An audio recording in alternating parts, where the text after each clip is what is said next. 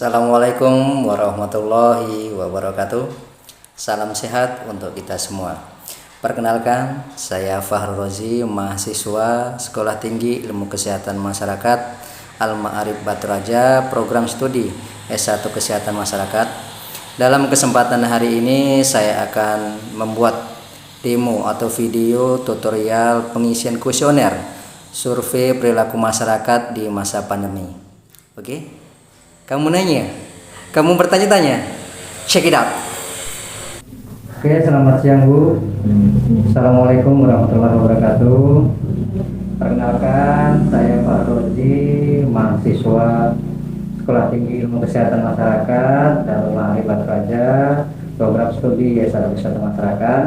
Dalam kesempatan hari ini saya akan melakukan survei berkaitan dengan perilaku masyarakat di masa pandemi.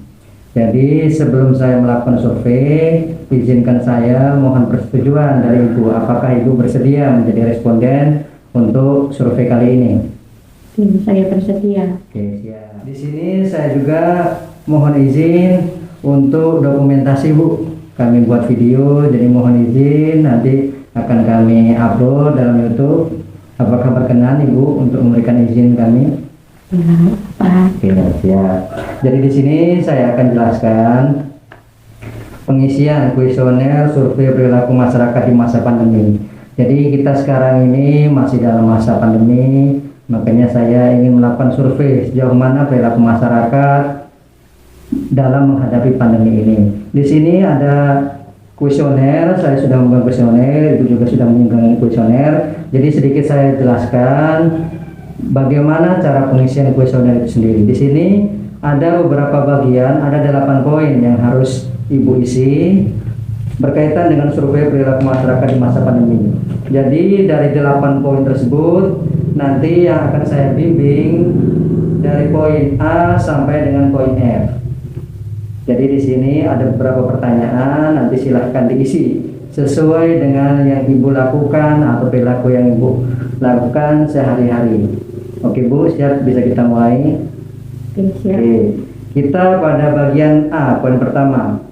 Manakah dari hal-hal berikut yang Anda lakukan atau yang Ibu lakukan dalam seminggu terakhir, terutama ketika sedang berada di luar rumah? Ini ada beberapa pilihannya: memakai masker, menggunakan hand sanitizer, mencuci tangan selama 20 detik, menghindari berjabat tangan, menghindari kerumunan, menjaga jarak minimal 1 meter dari orang lain ketika di luar rumah. Oke, silahkan diisi, boleh lebih dari satu pilihan Bu. Oke, kita lanjut ke bagian B.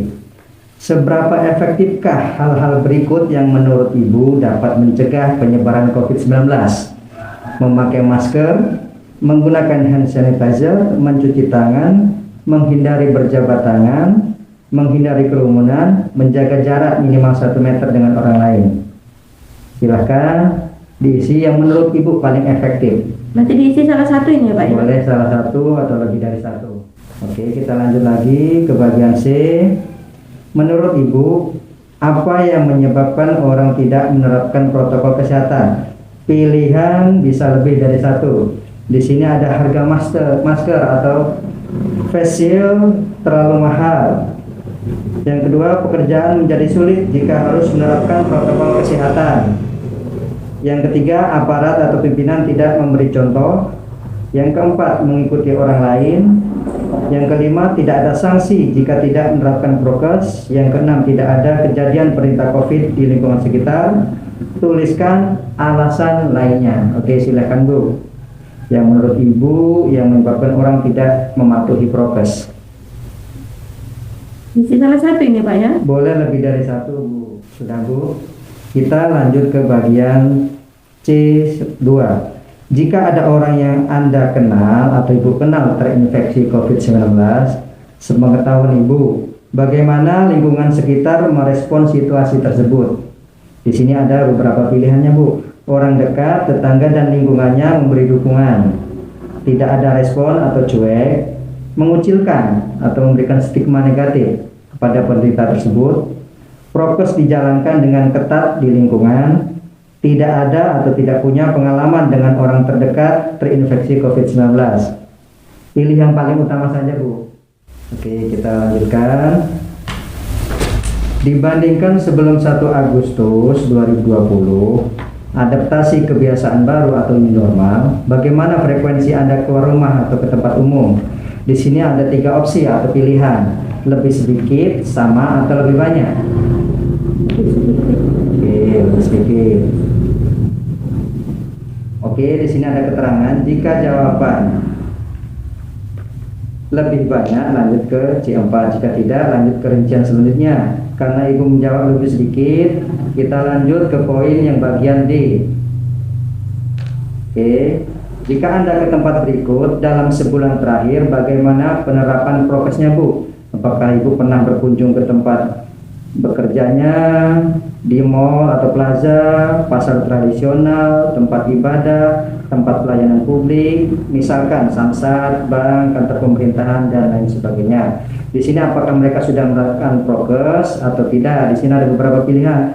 Apakah mereka menerapkan prokes wajib jaga jarak, cuci tangan, pakai masker, diperiksa suhu, atau tidak ada penerapan prokes sama sekali. Oke, silahkan. Misalkan Ada semua ini Pak? ada semua. Yang terakhir kali ibu kunjungi, Bu, dalam sebulan terakhir? Di pasar. Oke, di pasar.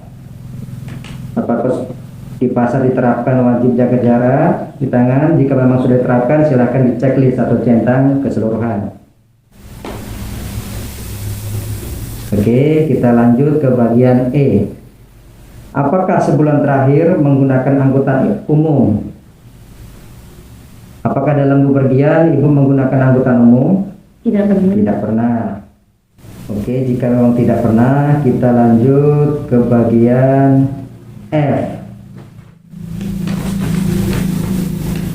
Dari media apa saja ibu pernah mendapatkan informasi tentang pentingnya penerapan prokes dan pentingnya mencegah penyebaran COVID-19? Pilihan bisa lebih dari satu. Apakah dari medsos seperti FB, IG, Twitter, YouTube, TikTok, dan lain-lain? Apakah dari radio, televisi, surat kabar, media online, website, WhatsApp, jaringan aplikasi chat lainnya? Oke, silahkan, Bu. Semua ini Pak ya? Saya rasa ini semua ini. Oke, siap. Kita lanjut ke bagian F yang kedua. Dari jawaban di atas, media apa yang paling mempengaruhi ibu dalam menjalankan prokes? Ini kan banyak nih media yang paling sering ibu akses, sering mendengarkan informasi berkaitan dengan prokes. Apa, Bu, yang paling sering, Bu? Televisi ya? Televisi, ya. Oke. Jadi untuk yang bagian G dan bagian H ini berkaitan dengan identitas pribadi. Kami tidak akan melakukan share dalam video. Jadi silakan ibu diisi sesuai dengan identitas pribadi ibu. Oke, sudah selesai, Bu? Oke, terima kasih banyak atas informasi yang diberikan dalam survei kali ini. Di sini kami mengharapkan jika ibu bersedia untuk memberikan survei pada bulan berikutnya, silahkan cantumkan nomor WhatsApp. Nanti pada saat kesempatan berikutnya saya akan kirimkan yang survei ini. Apakah ibu bersedia? Bersedia Pak? Oke, terima kasih banyak. Jadi terima kasih atas partisipasi ibu dalam survei ini. Mudah-mudahan kita dalam keadaan sehat walafiat sehingga kita bisa menjalani pandemi COVID ini dan tidak terdampak pada kehidupan kita sehari-hari. Oke, terima kasih, Bu.